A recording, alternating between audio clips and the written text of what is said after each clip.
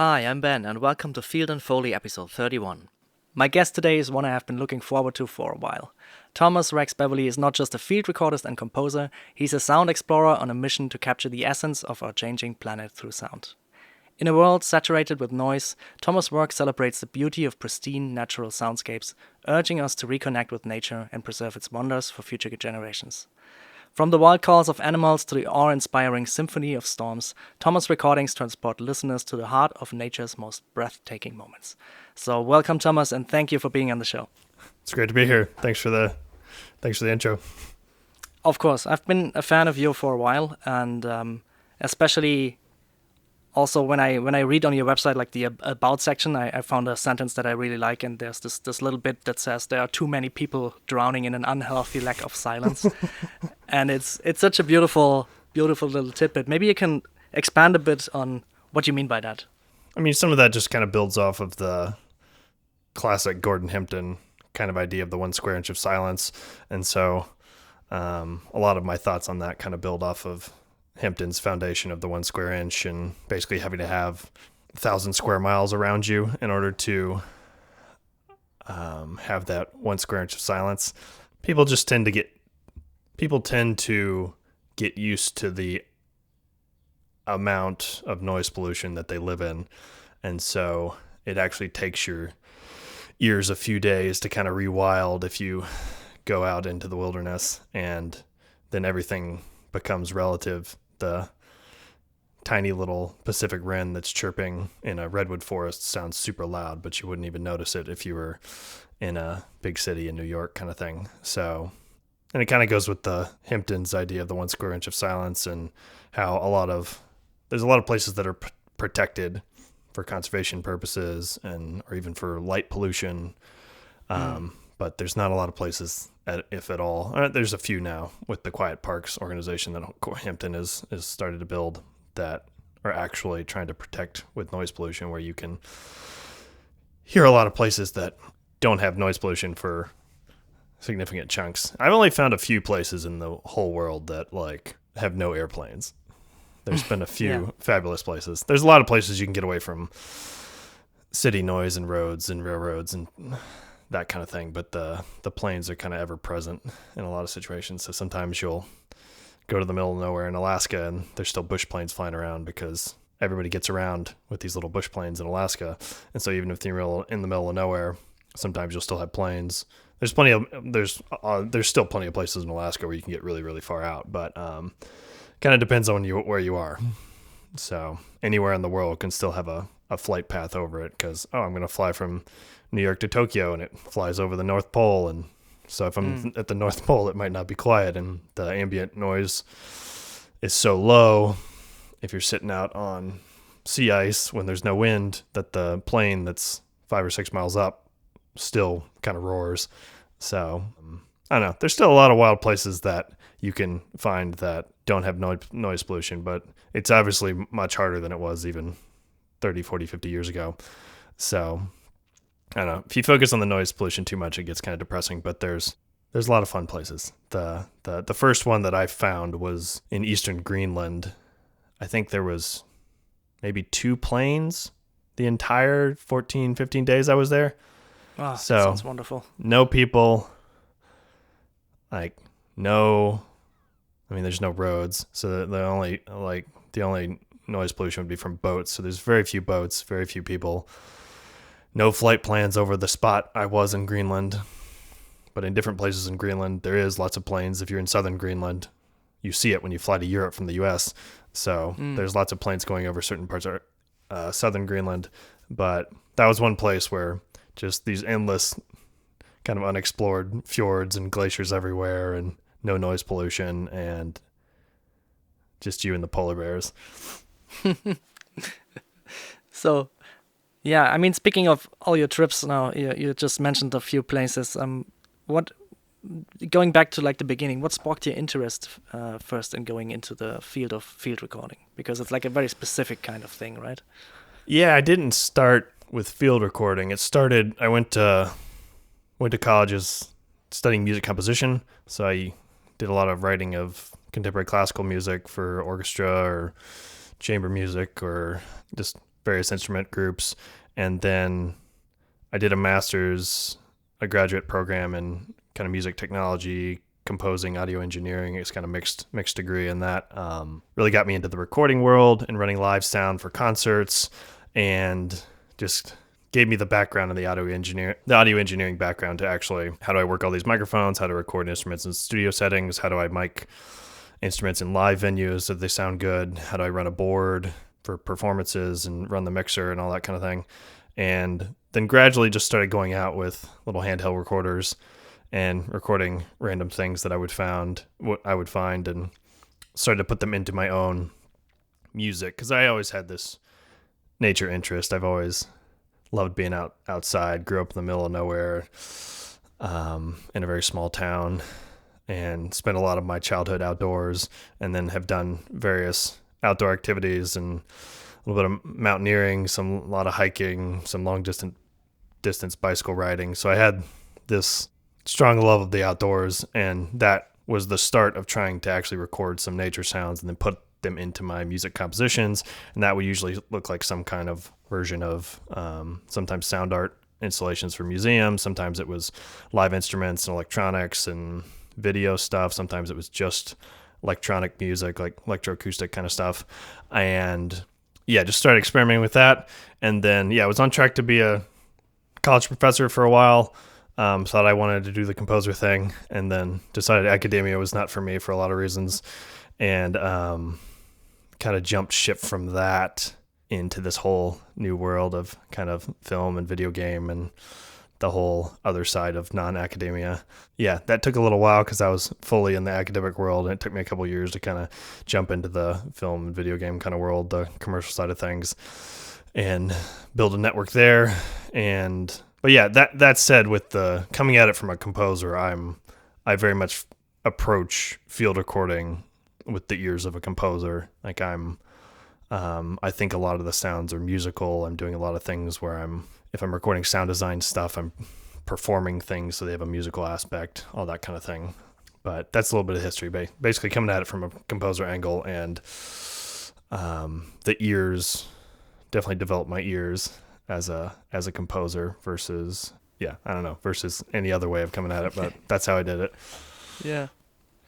And I mean, when did you decide then, or why did you decide to make such trips like to the glaciers in Iceland? Because it's a different thing going somewhere, recording some nature sounds, and doing like a massive trip to, just like you said, like Alaska or Iceland, and swinging over a zip line over a big massive hole that seems to go to the core of the earth, which is like, it is awesome, it looks awesome, but it's like I'm getting sweaty palms thinking about it. It's it's intense.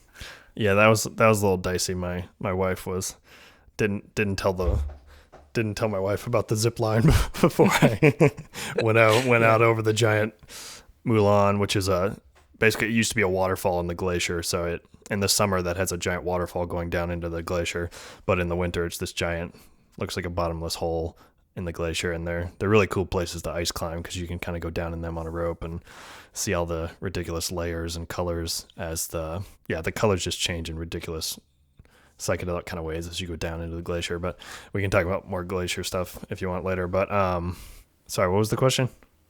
Yeah, just why did you decide to do such kinds of trips? Because like, it's not the normal kind of field recording trips where it's like, oh, I'm going there and recording some wind in the highlands, or I'm going up some mountain. But this is like, this requires, I'm guessing, a lot of preparation and planning, and also talks with the wife. Yeah, it's I mean, I started out doing smaller things. I only had one set of microphones and one cable, one SD card, and was going out and kind of recording anything that I could find. It started with that.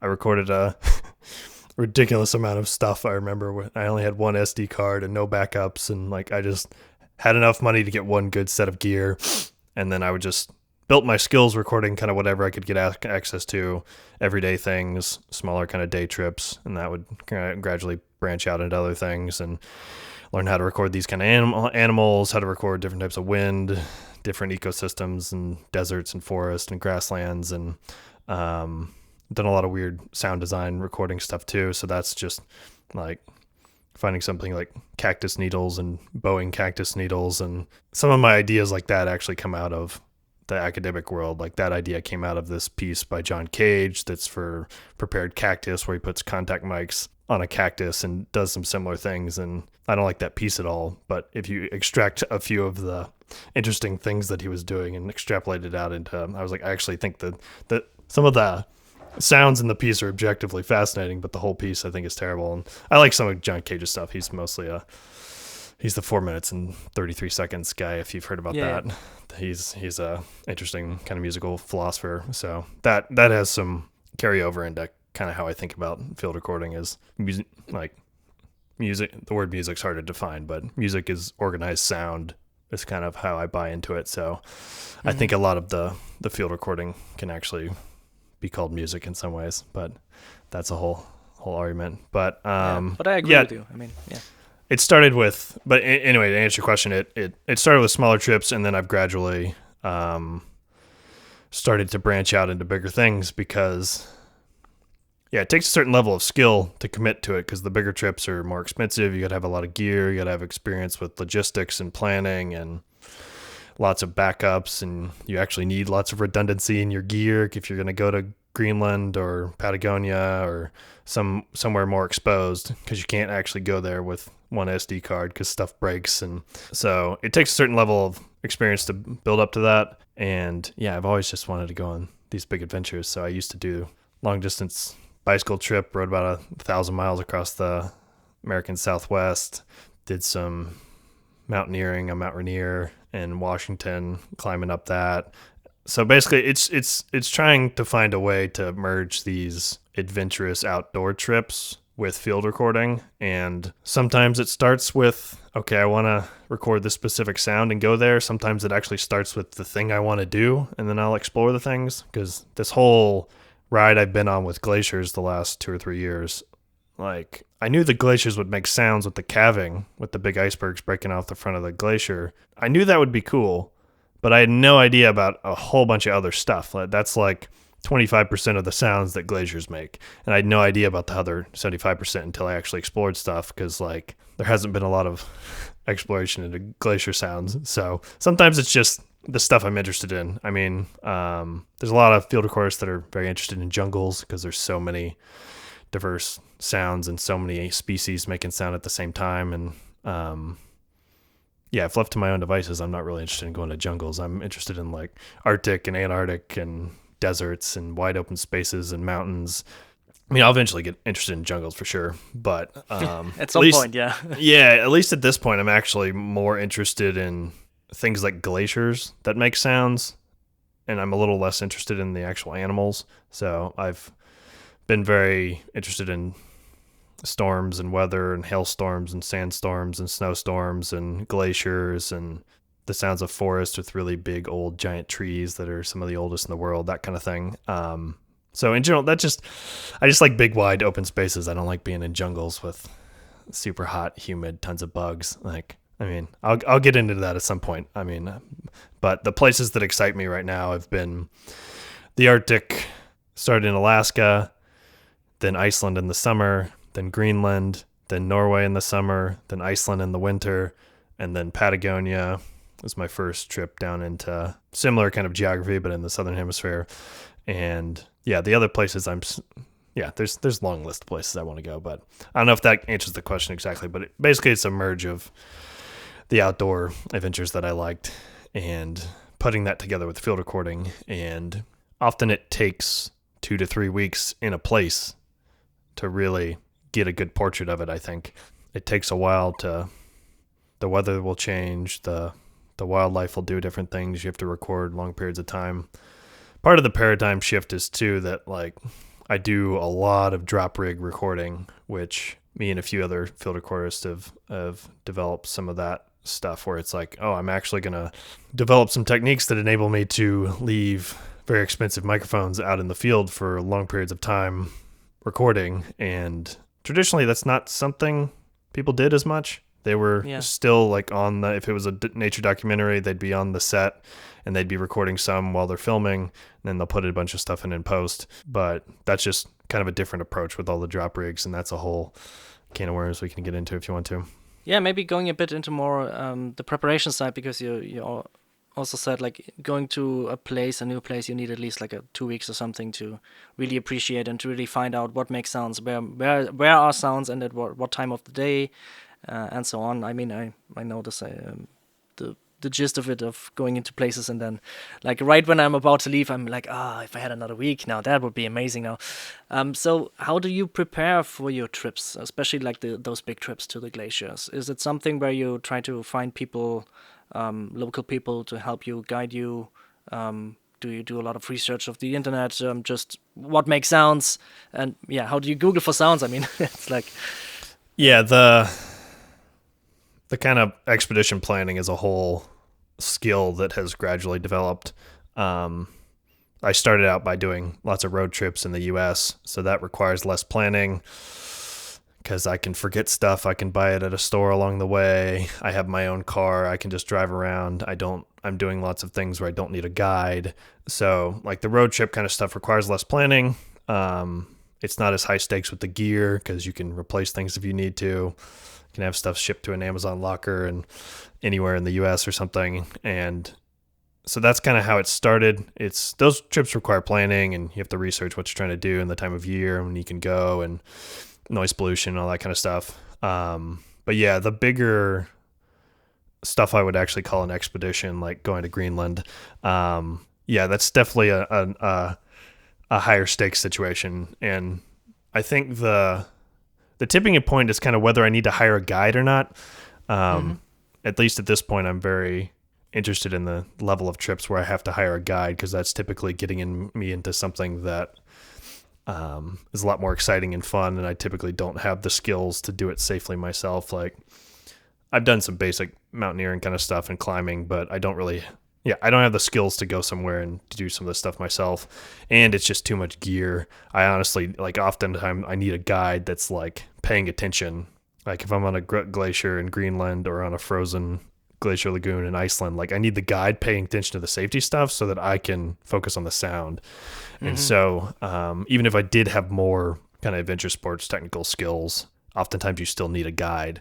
In Greenland, like the guide has a giant rifle and he's watching for polar bears while I'm trying to record things. And oftentimes, I mean, almost all the time you need the guide for local expertise too, because even if I can technically know what I'm doing with that ice climbing pitch or something, they're the ones that know the local guides, or they are a local guide. They know the transportation. They know lots of interesting stuff about the location and places we should explore and pitfalls of things you should stay away from that are dangerous or whatever, things like that. So yeah, doing research, finding guides. It's difficult to vet guides. That's the whole thing. The packing lists are pretty ridiculous with trying to get there. I mean, I typically have 150 pounds of gear, so I try to keep it to, it's like 2 checked bags, a carry-on bag, and a personal item. It's tricky to get, like, it's hard to get all the batteries there. It's hard to get all the gear there. How do you pack it so you have some redundancy if the airline loses your bag? How do you get through security with all of this recording gear? It's just a lot of expertise that you gradually build up. But yeah, the logistics of getting a bunch of expensive gear to Patagonia is not a trivial thing. It's very different if that's not a trivial thing to develop that. And there's lots of tricks that go with that. But in general, it starts with a lot of Googling and Google Maps and looking at Google Earth, Google Maps, Gaia GPS, topographic maps, looking at flight plans there's a website called Flight Tracker 24, I think, that you can watch the flight paths of airplanes at like 100 times speed, so you can see whether the flight paths are going to go over the area you want. Looking for a checklist of like noise pollution kind of stuff that I'm Gonna see what's going on there, asking the locals what kind of unforeseen local noise pollution would be there, finding a guide, figuring out how to get there, how do I get all my gear there, how do I deal with the airlines, do I have to deal with bush planes and weight restrictions, and how do I pack the gear, how do I pack it with redundancy so that if they lose one of my checked bags, I can still record some while they're trying to find the bag. How do I deal with mountaineering and medevac insurance in case I need a helicopter to come get me? Do I need a budget for a porter because I can't carry all of my stuff, which was the case in Patagonia, where I could not physically carry all of my audio gear and outdoor gear, so I have to pay a guide and a porter to get the stuff into the backcountry. Yeah, so there's a lot that goes into the planning, and you get better at it as you go, just like anybody that's traveled a lot. But it's I try to be as minimalist as possible with the gear, but it's still you end up taking a lot of stuff, even when I'm trying to be minimalist as possible. There's a good amount of video photography gear I have to take with me as well to document things. But yeah, that's kind of a overview of the planning. But I'm constantly trying to do new types of trips and develop more skills. So each trip usually has new things and new skills and new gear or new temperatures or there's something new with each trip, so it's never the same packing list. And of course, I mean that's what makes it interesting, right? And sure, I mean then stuff like zipline over glacier happens, and I just wanted to say, like, I found the photo and I showed it to my wife, and she was, before I even said anything, she just said no, just a very firm no, because she saw my eyes light up kind of, and she's like, no, never, you're never gonna do that. And yeah, I'm just wondering, is that something... People's assessment of risk is weird, though, because it's yes. People assume that is super dangerous. Yeah. Which, like I used to, I lived in Philadelphia for a while. And I used to ride my bike around in Philadelphia in a big city, and, that is objectively more dangerous than what I did on the glacier. Or, a lot of driving is more dangerous than what I did on that glacier. But and honestly, you can control for most of the variables on the glacier, where there's redundancy. There was actually 2 ropes on that zip line, so that even if one of them failed, you have redundancy. Everything's been checked. The glacier's not going to move, right? It would have to be really serious act of God stuff to have an issue on that glacier with what I was doing. And but people tend to assess that as super crazy risk when they have no problem getting in a car, right? Yeah. And so it's not always obvious that, I don't know, people's assessment of risk is weird sometimes. And I mean, you can do very dangerous adventure sports stuff like squirrel suit flying or something that's straight up you have a high likelihood of dying because you're base jumping or something. But that's not what I'm doing. There's definitely some risk in what I do. That's what makes it exciting. But absolutely. And I mean, I think it's also this primal fear of falling is always prevalent in a lot of people. I mean, even people that go up a big building to watch over, you always see 1 or 2 people standing up there that are clearly uncomfortable. And I mean, nothing happens there. Nobody's forcing them over the railing, and the building is not going to collapse. But I think it's this primal fear of big heights that always trigger something in people. So I really appreciated you doing that, because now I don't have to do it, because you've got an amazing material.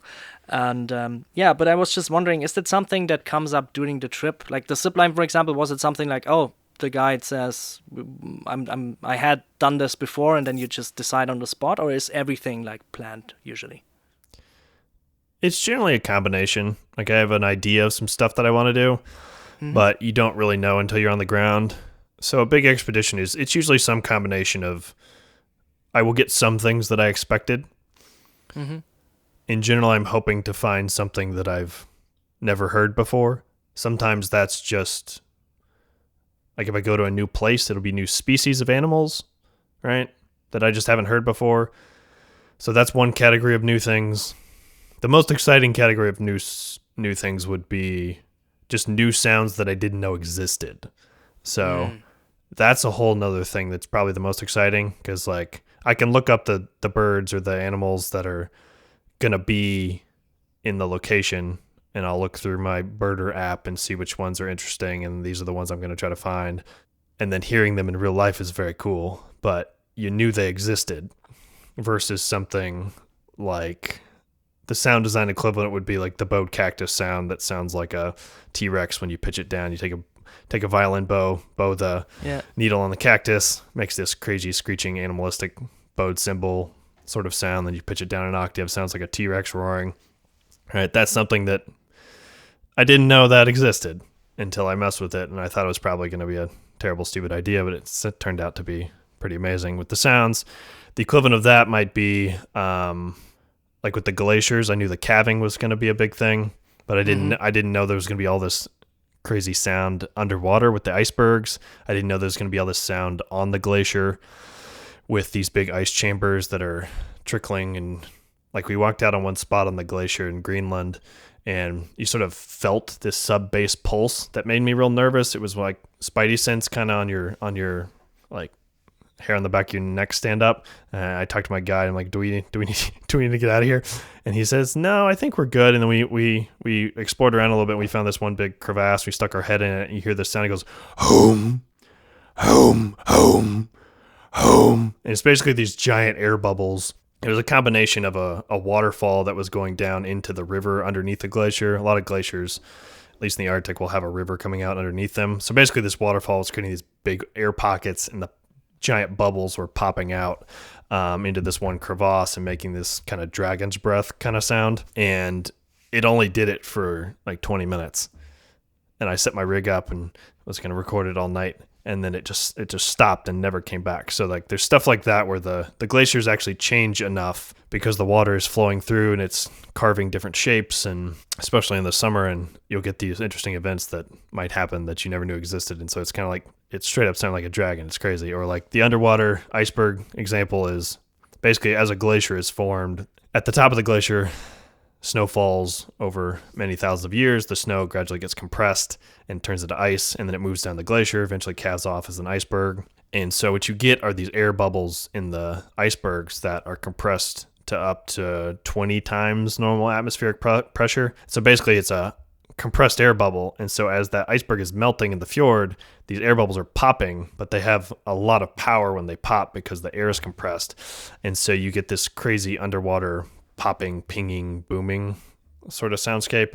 And it's such a cool thing. And you like the underwater, that was one of my first times really recording with hydrophones seriously. And the underwater acoustic space makes the same difference as the above ground one, versus it's like being in a tiny room versus a cathedral, different sounding space. Like certain depths of water, certain size of the fjord would create better acoustics. And so the icebergs pinging and crackling, and sometimes it pops apart and you get a boom and you hear it echo around underwater in the fjord. And so really magical kind of soundscape with that. And there's a whole bunch of different variety with the iceberg stuff too. But so anyway, those are examples of things that I didn't know existed. I sort of knew the iceberg thing existed, but not to the level. And I'd only heard it like recorded with crappy hydrophones that like didn't really sound that good.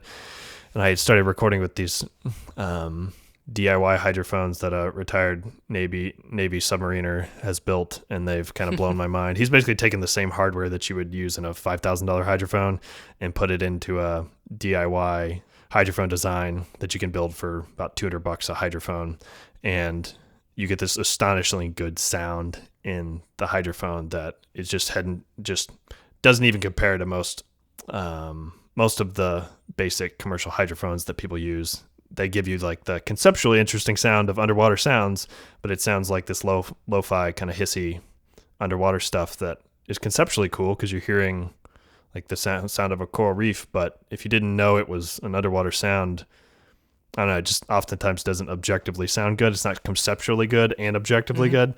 I know what you mean, yeah. And those hydrophones, they're super cool. We can go down that rabbit hole if you want to. Yeah, but what are those called? Because, there's an Instructable. We can link to it. There's Instructable where Jules talks about how to build them. Yeah, you can just if you have it, send me over and I put it in the description of the episode. Yeah, or something. yeah, for sure. He's awesome.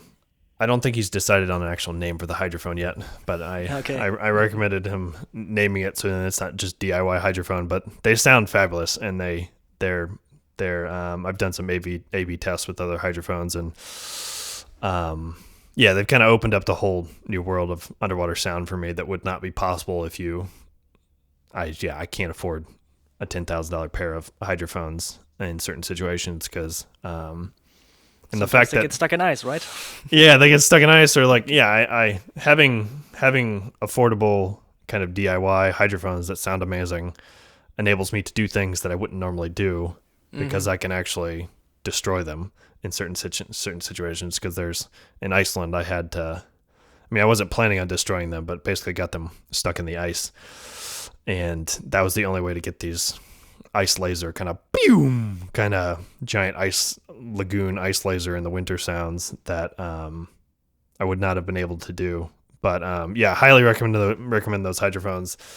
You can build them yourself, or if you know somebody that basically anybody that can build custom cables or can solder. I generally have somebody that builds them for me because I'm not good with a soldering iron. But I highly recommend those. Yeah. Yeah, and and speaking of equipment, what else do you take on your trips? I mean, is there something like a set of things that you always take with you? And maybe also what I really like if you have some tips for unusual things. I've given tips like, for example, a friend of mine said he always now takes gardening gloves with him because if he makes like sound design Foley stuff. Oh, cool. And he used to like scratch his fingers a lot and like having a lot of things, and now he just always has gardening gloves, so whatever he wants to like touch or break or something, it's really easy tip, and yeah, I've taken use of it. Yeah, I think in general I don't do full on like what I'm trying to say.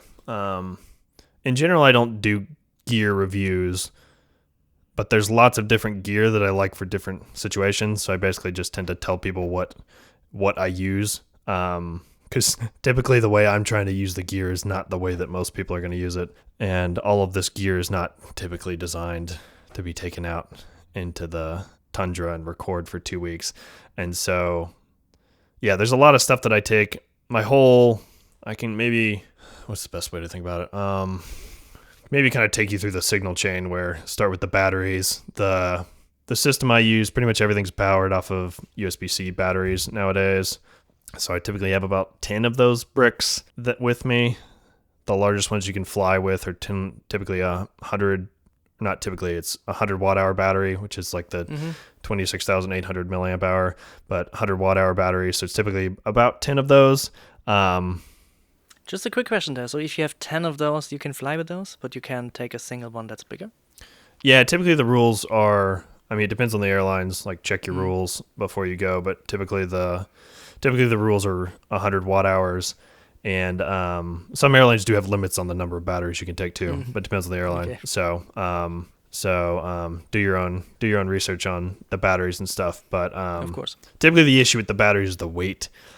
So they weigh a ton. So it's a bunch of batteries, and so I have about 10 of those that are going in that are to run all the recorders. And then I have some various other things. iPhones, GoPros, a small drone that I use for documenting things. But it's all based on about 10 of those USB-C battery bricks, and those run into various recorders. I use different recorders for different things. Typically, a lot of my calculus has to do how long the recorder can run as a drop rig. So different recorders have different power management. The main difference being whether the recorder is doing 48 volt phantom or 48 volt phantom or 24 volt phantom or plug-in power. And so that has a lot to do. So some stereo rigs I can run for upwards of 10 days. Some 48 volt rigs I can only run for like 18 hours. And those are using the same amount of battery. So one rig can run for 7 days. One rig can run for like 18 hours on a 100 watt hour battery. So some of that's the calculus. But anyway, it starts with the batteries. I use Sound Devices MixPre 3 or MixPre 6.2, the 32-bit versions. I use those. I use Zoom F3s and F6s. I use the F3 and F6 more for drop rigs because they use about a third less power than the mixed breeze. The mixed breeze are better for other situations. So I use both of them in different contexts. I like the F6 because I can do quad plus 2 extra channels if I want to do other things. The F6 can still run off of USB-C power versus an F8 or F8N Pro or mixed breeze 10. You have to have a whole different powering system. But anyway, yeah, sometimes I'll run a quad recording setup plus a couple geophones doing contact mic stuff, and then I can switch back and forth between the contact mic sound and the acoustic mic. So I like to do that. And then I use a lot of the kind of handheld recorders that I use the most are Sony A10s because they can run like a Lam Uzi or Clippy plug-in power mic. And the A10 is just ridiculously power efficient, so you can run it for 7 to 10 days on one of those big batteries. And so I do a lot of that. That rig is not going to be as quiet as some of the other high-end rigs, and so there's trade-offs with different things. And so, of course, yeah. Yeah, and then as far as microphones, I use a lot of Lam Uzi lavalier mics. Use a lot of Sennheiser mics. I use a double mid-side setup with two 8040s and an 8030 for a long time. Or sorry, two 8040s and MKH30. Sennheiser's coming out with the MKH30 now. Finally, they're making the 8000 series mid-side mic, which is exciting because then you can... The MKH30 was a much bigger mic, so the 8030 is the same size as like an 8040, so you can have a super compact double mid-side. So I used that for a long time. That has a lot of good things about it. Basically, you can have a surround sound rig and one blimp that's pretty small, so there's a lot of reasons why that's useful.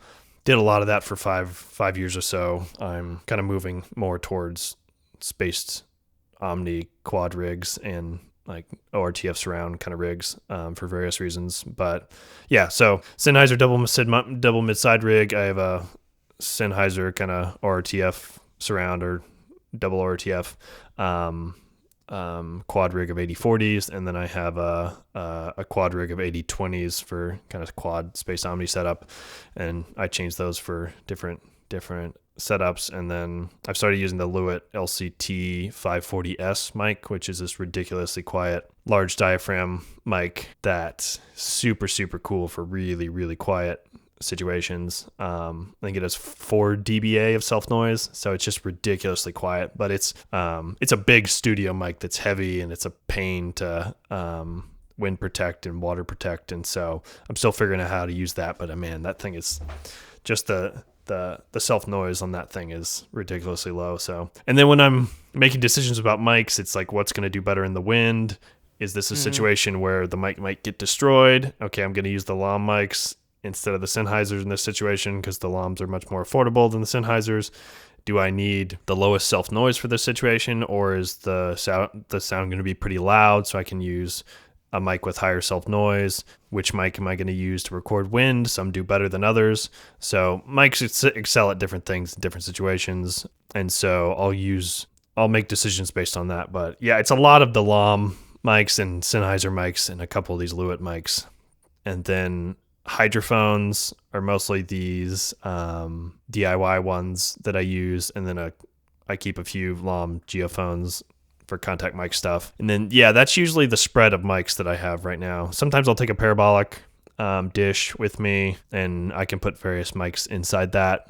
Sometimes I'll have a shotgun with me, but most of what I'm doing is ambience recording on a lot of these big expeditions. And if I'm trying to get really close up animal stuff, it's usually close because the animal happened to come up close to the drop rig. It's not because I snuck up on it with a parabolic dish mic or something.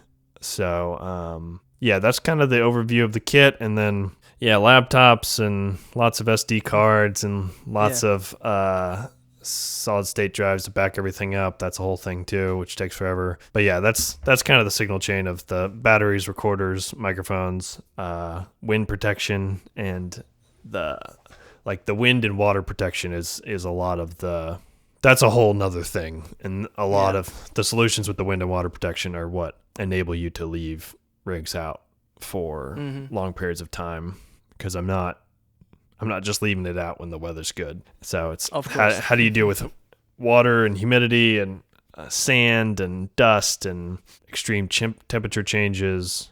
All that kind of stuff is very tricky, and yeah, you can easily break your microphones. So Yeah, and speaking of, like, you mentioned a lot of SD cards, so do you have like a rough estimate what kind of amount of, maybe in hours or maybe in gigabytes of material you get from such a trip, from like a 1 or 2 week trip? yeah, I tend to record in 96K 32-bit now, and so I typically I typically have 6 to 8 rigs that I'm running at once. And so if I'm running 8 rigs continuously for 2 weeks, I mean, it doesn't end up being continuously, but it maybe is something more like 10 days continuously with all of them once you're rotating them out and finding spots to put them. But some of those are stereo, some of those are quad. Sometimes it's 6 channels if I'm running some contact mics with the surround rig. And oftentimes that adds up to 2 to 3 terabytes per expedition. So, yeah, it's a lot of data. So it takes a long time to listen to. Yeah, it's not, with this type of recording, you end up coming back with, it's like you're shooting 8K video as a videographer or something. It's a lot of data, and then you have to get that home and have multiple copies. I usually have it backed up at least 3 different drives. But yeah, it's usually, I mean, it depends on the trip, but it's anywhere from 1 to 3 terabytes, and that'll be like, I don't know, it's getting upwards of 500 gigs of photo and video too. So I do a lot of documenting of the trip as well, because I'm interested in the whole story telling of the trip and the adventure, as well as the sounds, versus just making like 60-minute nature album or something. I don't do that as much. And so, yeah, I end up doing a lot of photography and video and trying to put that together into something that helps to tell the story. But yeah, it's a lot of data. Yeah. Can you maybe describe a bit your process of then curating all the recordings? I mean, you're going to have to sift through so many hours of sound. Do you do some things by visual cue, or do you really listen to everything? Or is it like a pick and choose kind of thing? Oh yeah, there's no way I can listen through everything, because if you're recording with 8 rigs for 2 weeks, it's like hundreds of hours. And so the expeditions are fabulous for all sorts of reasons. But yeah, there's a lot of tedious editing that you gotta do as well, because it's a lot of time going back and forth between SoundMiner and RX. And so I have a whole post-production workflow that I go through, and it usually starts with just backing up all the recordings and then putting some basic metadata on everything in SoundMiner before I forget everything, and then doing a big first pass where I categorize everything and cut out the crap that has noise pollution, and just putting in markers at interesting events, and just getting all the basic metadata in, the location, microphones, any other relevant data about the general basic metadata, and then kind of categorizing it into big buckets of the way that I kind of break down my sound libraries, which is generally like active nature sounds, quiet nature sounds. That's going to be, active nature is going to be more active wildlife, quiet nature's less active wildlife. And I'll break them down into wind, weather sound, nature room tone stuff, some specialized thing. Maybe it's a cabin glacier sound, maybe it's a specific animal sound, maybe it's some sound design thing that I'm pulling out of the ambience.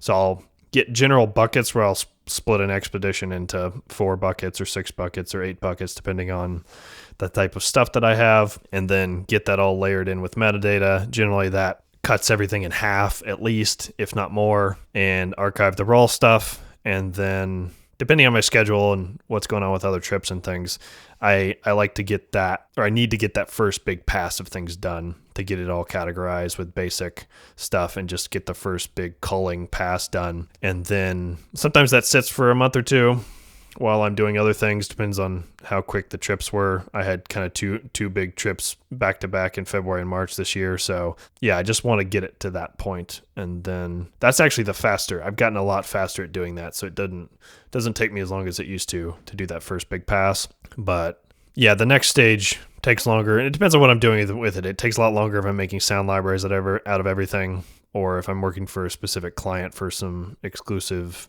commission. Maybe they just want specific things and I'm editing them. Sometimes they want different levels of editing because they might have their own editor that's going to work on things. So the post-production stuff in general takes forever. But yeah, it takes a long time. And then you gradually develop sound miner workflows and some serious skills in RX to be able to edit things. And then as far as editing them, I think one thing that I think is really important with nature sounds is it's not always obvious whether or not you took out the noise pollution. And so I think a recording can still be really beautiful if it had like just say it had a really distant generator in it that's down at 50, 60 hertz.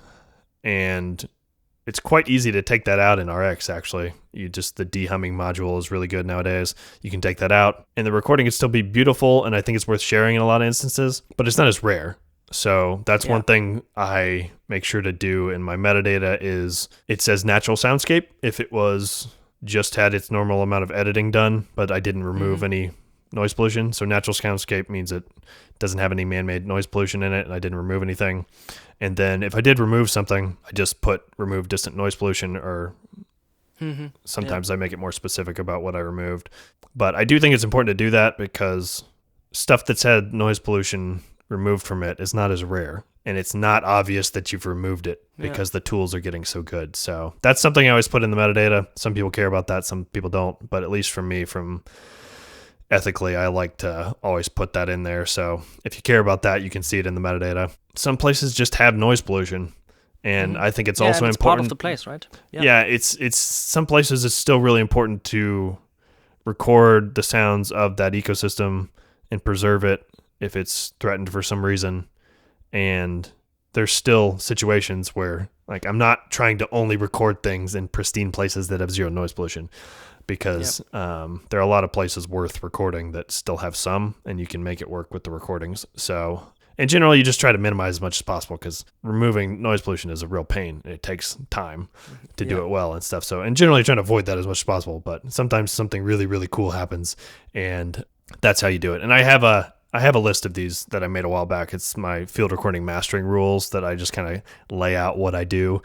So if anybody's interested in that too, it's just trying to be pretty straightforward of like things that I find acceptable for post-production and things that I don't, right? Like I would remove my stomach gurgling if I'm sitting there recording, right? And I don't count my stomach gurgling as noise pollution. So I could still call it a natural soundscape if I've removed my like stomach gurgling from a recording where I was sitting there, right? And so the field recording master rules kind of lay that out, but generally it's like, I'm going to remove some distant noise pollution that is below 100 hertz and is removable in some ways. Yeah. That doesn't really affect the quality of the amazing thing that's happening on top of it. Yeah, that's how I approach it. Yeah, one thing I also wanted to ask is, because you just mentioned like there are places where they are worth recording even if you have like noise pollution. Do you have like one example of your most challenging recording spot or recording session so far? Like anything, doesn't have to be noise pollution, but that's what sparked my question. I mean, challenging places as far as noise pollution would be like I've recorded in places where I have to literally throw out 90% of it. Yeah. Because it's the planes, right? Like you can't take out planes. I mean, if they're distant, you can take them out, but like most planes you can't take out because their frequency, depending on how close they are, it can get up into like 1 to 2K or something, and that oftentimes is in the frequency band of some other interesting thing that's happening. And so, yeah, when you have to throw out the majority of the stuff, it's a bummer, and that can be pretty tricky. And then on the very other side of the spectrum is some place where it happened to me a little bit, like in Greenland or in Patagonia recently, where it actually is challenging to master things where there's no noise pollution sometimes, because you end up with so much stuff that's good. So it's like, imagine I have 12 hours of awesome wind sounds and there's no noise pollution. And I can, if I take out a 10-minute chunk from any of that 12 hours, I'm like, holy crap, right? But the problem is you have 12 hours and it's too similar. Yeah. Right? So you have to find a way to cut 12 hours down to like 2 or 3 hours And it's actually very hard to do that because all of it is so good. And so finding, it's just like you can't, if you're making a sound library, you can't sell 12 hours of wind sounds that are really similar because people don't want that. And so at least from the sound library perspective, it can be really difficult cutting lots of good sounds that are very similar. So that's the other side of the spectrum that's actually kind of tricky, and that takes a while to do that. And a lot of that's, you gradually develop your ears over time. A lot of it's as simple as like, okay, I've developed my ears to be able to distinguish really subtle differences in a lot of nature sounds, and then a lot of it just turns into a gut reaction. Is it a hell yeah, or is it like eh? And I just go with the things that grab me, and then I move on. And like you get to the point where if you're trying to cut through 12 hours of wind sounds, it's like you really have to go with the stuff that, oh, it grabbed me, okay, I'm gonna go with that. And you have to be okay with losing some things, or you never get the editing done. Because I'm sure let go. Yeah, I'm sure there's some amazing stuff in my archive that I've never seen because I just had to cut things and I missed it when I was looking at the spectrogram and RX. And occasionally you'll find, so yeah, that's kind of, there's the challenging end on one side with the noise pollution, and then the other side actually has a challenge. Sometimes it's somewhere in the middle where it's kind of nice, where you cut out half of it because of noise pollution or something. Or some other technical issue where the wind just went so insane that it's overloading the mic, even with 32-bit float or something, and you just like you're deleting it because of some technical issue, because some mouse chewed through your cables, and now you only have one mic instead of two, or ants ate through your dry bag or something. A moose knocked over your microphone rig, or grizzly bears did the same thing, or the wind knocked over your rig and drug it across the ice, or like, so sometimes technically things are technically bad because something bad happened, and that's easy to throw out. But so yeah, sometimes it's easier if, okay, I have a terabyte of stuff, half of it's bad for either noise pollution or technical issues, and then I can sort through the other stuff, and I'm not in as much of a position where I have too much similar things. Anyway, there's difficult tricks. I mean, I get better at editing a lot of things, but that category that I mentioned earlier, where it's you find sounds that you didn't know exist, that often comes with new tricky post-production editing challenges that you have to figure out and how to deal with that. But yeah, so that's on the noise pollution side. I don't know if we can go into like other challenge kind of stuff, or if that works for now. No, it's a great example, and I didn't expect you to have like situations where everything's great and you have to like just pick and choose, because that's like, that I didn't expect. And and going a bit more into like recording, my question that I always ask every one of my guests is, what is the first sound you ever recorded, and why did you record it?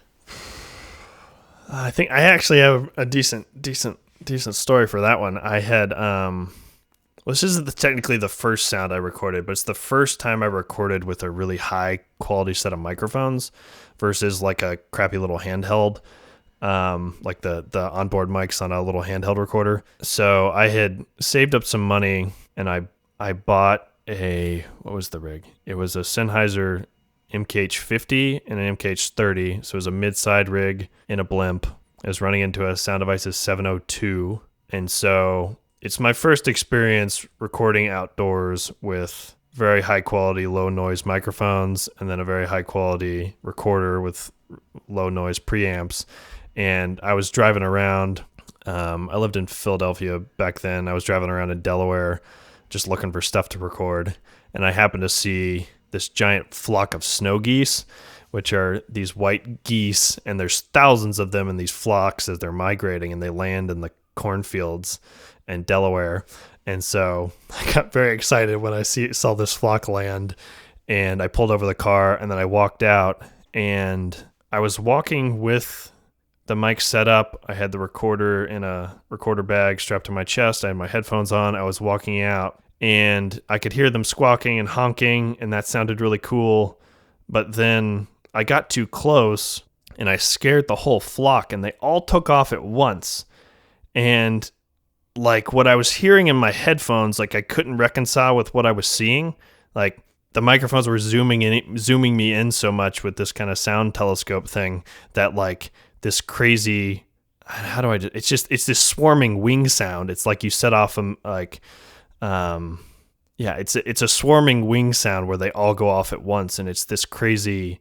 Like I couldn't reconcile what I was seeing with what I was hearing, and so I remember just being like, "What the hell is happening?" I took off my headphones and I'm looking and I'm switching back and forth, and it was a really cool moment because the mics gave me this level of detail where like it was both a sound I had never heard before and a sound that I was hearing with super fine detail zoomed in, and so like my brain was like, what is happening? I was like, is the microphone broken? I was like, and then it was just a really cool moment, and then the geese all circled around. I'm doing more recording and everything, but yeah, that experience of it's like a lot of people have a lot of people have.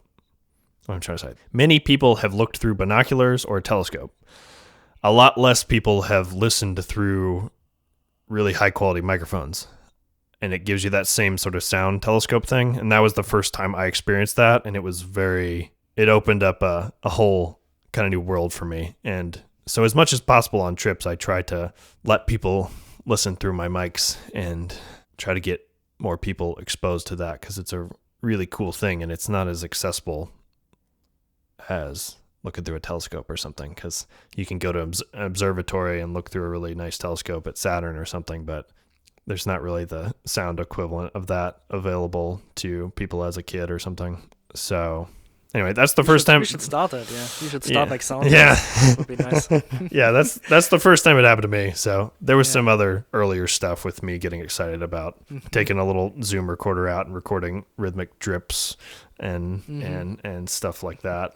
But that's my first big experience with the sound telescope. That sounds awesome, yeah. It reminds me of like the first time I used my parabolic mic. I bought one because I also wanted to record birds, and I went out and I suddenly hear a very, very loud moo from a cow, but I didn't see the cow, and I was like, what the fuck, where's the cow? Where's the cow?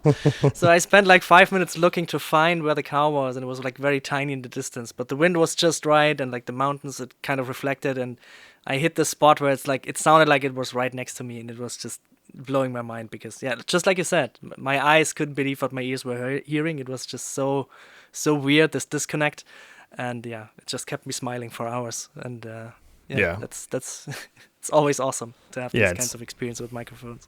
Yeah, it's super cool. And when you can like, that was a lot of my issue with the academic world, at least with a lot of contemporary classical music, is that like they'll have a really cool concept for a piece of music, and like if you read the program notes, and conceptually it's really cool. They have some really interesting timbres and sounds and elements within the piece, but like if I take away the concept and I just listen to the piece, oftentimes I wouldn't think it would stand on its own.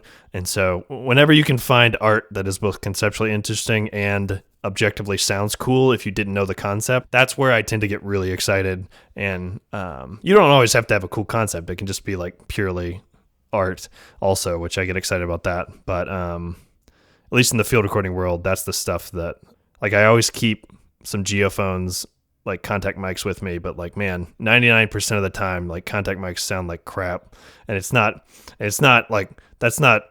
because like contact mics are bad or something. It's just like most of the time contact mics are conceptually interesting, but they don't also objectively sound cool to me. But there are instances, like I keep taking them with me because like I found a new one with the geophone on a recent trip that I'll have to share the sound of that later, but that's a whole nother thing. But occasionally I find something cool, and man, the geophones kind of blew my mind with one new thing, but that's a story for another day. I'll just tease that a little bit. But awesome. Anyway, I don't know where we were going with that. Yeah, sometimes it's a bit like lightning in a bottle, yeah, right? Sometimes you try something, just like you said, with the contact mics, and then if it also like really sounds amazing, then it's like this, oh man, this world opened up. So yeah, I can really relate to that. Yeah, maybe going into like the future, do you have any specific sounds or any environments that you haven't recorded but are really like excited about doing? I've kind of been on the glacier train for a while now. I think I'm gonna continue with that some, but I'm gonna, at least for my 2020, like the rest of this year and the 2025 stuff, I'm planning on pausing the glacier stuff for a little bit, and then the next phase is I'm very interested in big old trees in various ways. So the sounds of old, like giant old growth forests and that kind of intact ecosystem. It's very similar. I don't know if you've experienced it, but it's like if you walk into a giant cathedral in France, like you walk in and you just like, it's the feel of that space, right? You have a similar thing when you walk into a old growth redwood grove or sequoias or Douglas fir or spruce, or you walk in and it just has there's some tipping point with the number of trees and the amount of biomass there that it's a similar feel. You're just walking into this like ancient space, right? So there's various threads going with the old trees that goes back to, there's a lot of cool trees. And I've been a tree nerd for a while, so that's one thread I'm pulling on. And then there's more underwater things. That's definitely a thread that I'm pulling on. There's a lot of underwater sounds that I've done that a lot with glaciers, but I'm gonna specifically try to explore into other underwater ecosystems and animals, and that's a big thread I'm gonna pull on. And then there's a few more high altitude mountain and desert kind of areas that I'm interested in exploring in 2025. But that's the stage I'm in now, is planning the next set of expeditions, and I have some ideas, but I'm being a little vague on purpose because I'm not sure exactly what I'm going to be doing. But the general thread is some underwater themed stuff, and then some more high altitude desert areas that I haven't been to, but maybe some volcanoes. We'll see. But that's also on my list. Volcanoes. I always want to. Yeah, that's a super experience super cool. it. Yeah. Yeah, that's a super cool thing for sure. But yeah, we'll see how it goes. I have no shortage of ideas. It's just trying to figure out how to practically plan that and find a expedition that will work, and budgeting and funding and gear, and it's tricky. But yeah, I've got a lot of stuff from what I recorded in February, March this year. So I'm going to be in an editing phase for the next few months. Yeah, that makes sense. Which takes a while. Yeah, and maybe as a last question, do you have like some advice to someone who's interested in pursuing a career in field recording? Just go out and record probably first.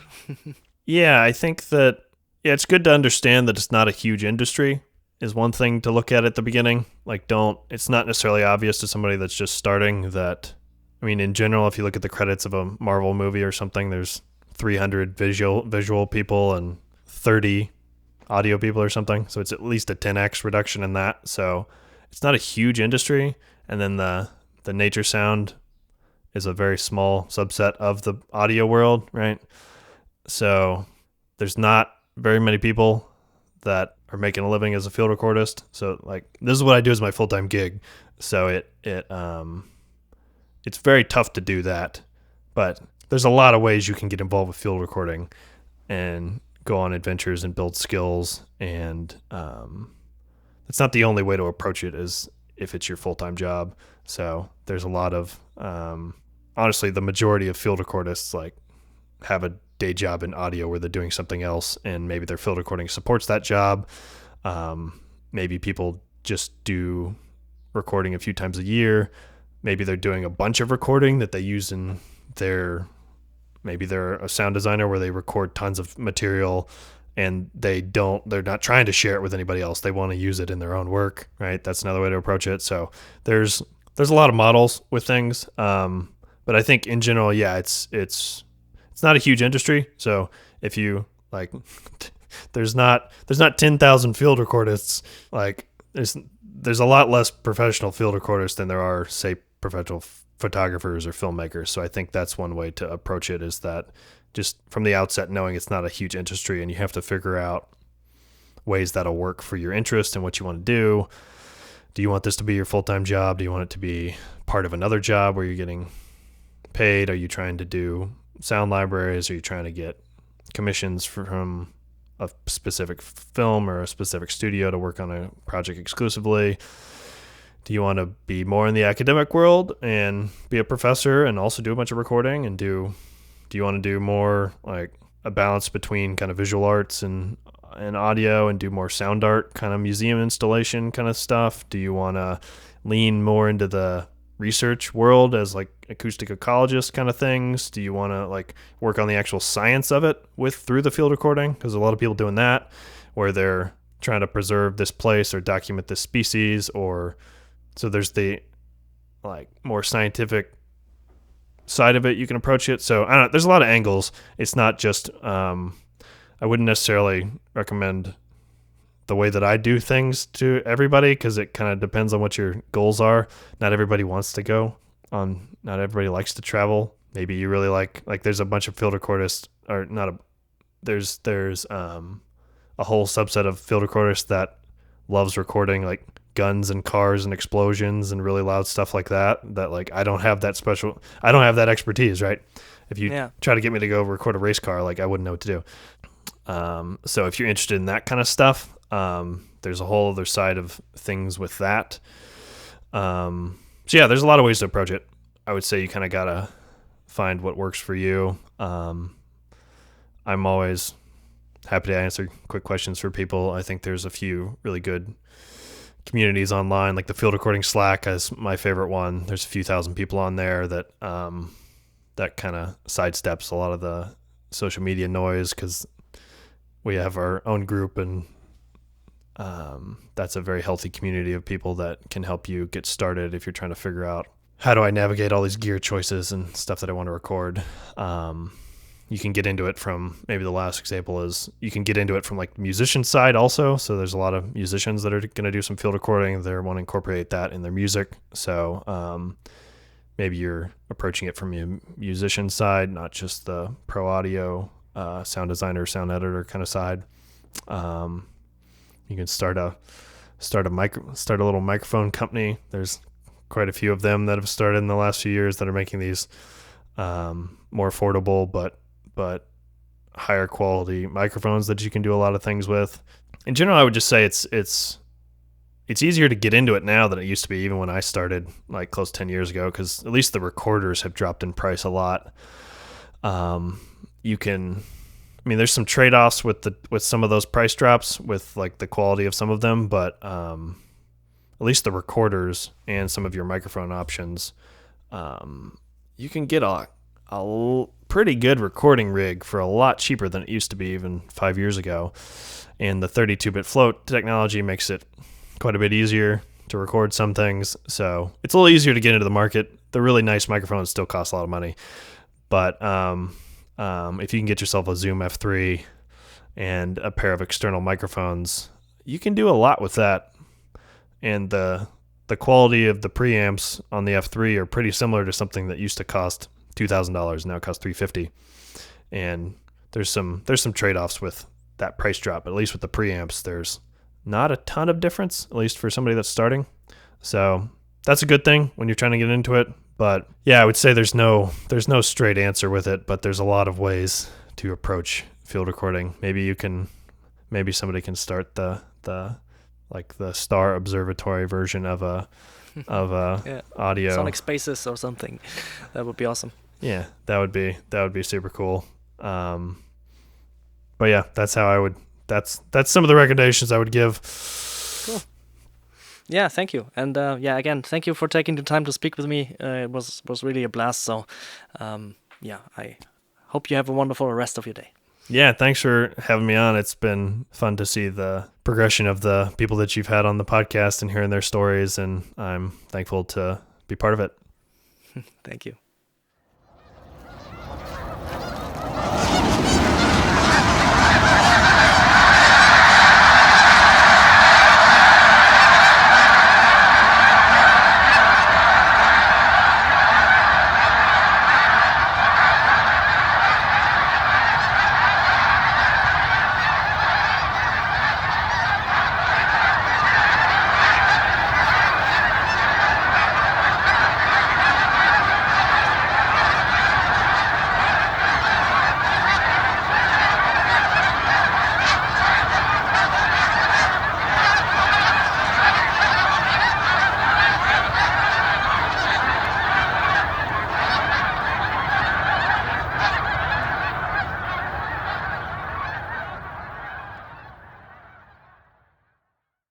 Looking for more audio-related podcasts to listen to? We're part of the Audio Podcast Alliance, featuring a hand-picked selection of the very best podcasts about sound. Be sure to hear the latest episodes from our friends in the community at audiopodcast.org. And if you've enjoyed this episode, please consider supporting on patreon.com/fieldandfoley or ko-fi.com/fieldandfoley, where you gain early access to episodes in lossless format and can submit questions for our guests. Thank you for listening.